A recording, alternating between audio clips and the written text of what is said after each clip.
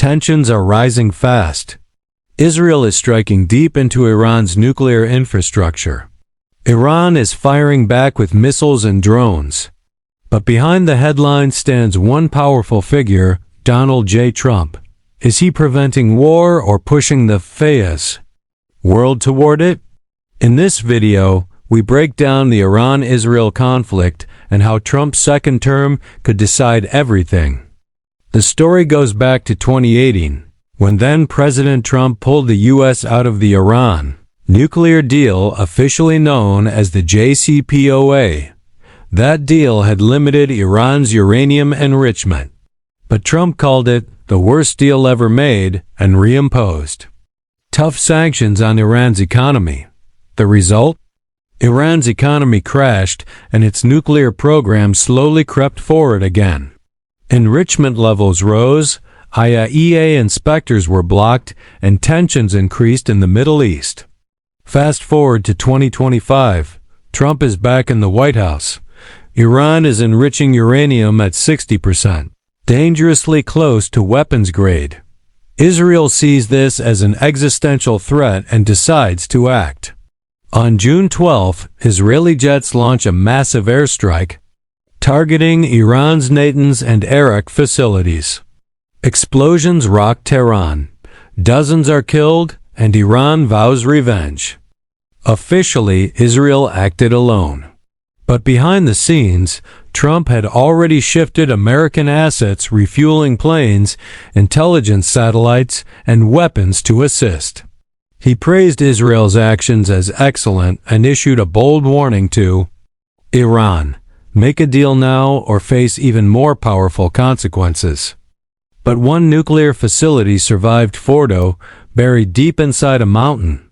Only U.S. stealth bombers with bunker-busting bombs could hit it. Trump now faces a historic choice: strike Fordo and risk a regional war, or wait and let Iran grow stronger. According to reports, his advisors are split. Military leaders push for action, but others warn of turning Iran into another Libya chaos, collapse, and long-term instability. Meanwhile, Trump is still leaving the door open. Gulf countries like Oman are quietly helping with backdoor diplomacy. Trump even sent a direct letter to Iran's supreme leader in March, warning of strikes unless talks begin. Some say he's trying to force peace through pressure. Talks are ongoing, but the clock is ticking. Trump's 60-day deadline to Iran has already passed. Iran responded with force. Over 150 missiles and 100 drones targeted Israeli cities. Civilian casualties rose. Air raid sirens screamed through Tel Aviv and Haifa. Trump went online calling for unconditional surrender. He placed U.S. forces in the region on high alert. Russia and China issued warnings. The world held its breath. Now the world waits. Two options remain. 1. Trump orders the bombing of Fordo, a bold move that could destroy Iran's nuclear program but ignite a wider war. 2. Trump holds back and returns to the table, betting that pressure and diplomacy can stop Iran's ambitions. One man, one decision. And the future of the Middle East, maybe even the world, hanging in the balance. Behind closed doors, Trump walks a tightrope between hawkish advisors who push for decisive military action and diplomats urging caution. Some military leaders argue that striking Fordo now could prevent Iran from ever building a bomb. Others warn it risks dragging the U.S. into a long, costly war. Trump's own instincts are complicated.